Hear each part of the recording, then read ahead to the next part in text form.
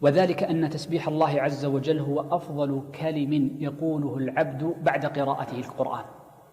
وقد جعل الله عز وجل للمسبح 3 خيريات في كتابه، فقال الله جل وعلا: والباقيات الصالحات خير عند ربك ثوابا وخير أملا.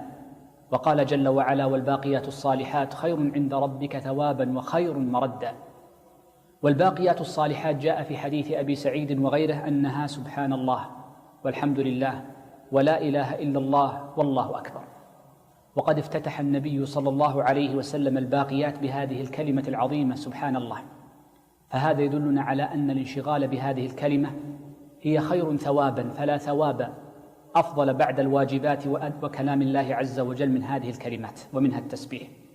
وهي خير أملا، فمن رجا أملا وطلبا ورجا سؤالا وخاف أمرا فانشغل عن ذلك بالتسبيح والتهليل والتحميد فإنه يعطى سؤله وإن لم يطلبه، كما جاء في حديث ابن عباس أن أعرابيا جاء النبي صلى الله عليه وسلم فقال: يا رسول الله علمني كلمات.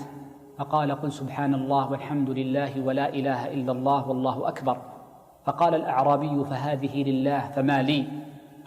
قال النبي صلى الله عليه وسلم: إنك إذا قلت هذه الكلمات قال الله: سل تعطى.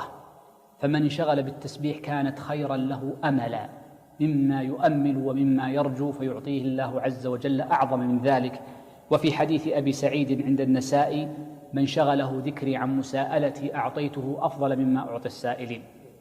وآخرها خير مردا عند الله عز وجل، ومردا في الدنيا فهي خير من خادم، كما قال النبي لفاطمة وزوجها علي رضي الله عنهما: وهي خير من متاع الدنيا وخير من كثير من الأمور التي يرجوها المرء مردا عند الله عز وجل.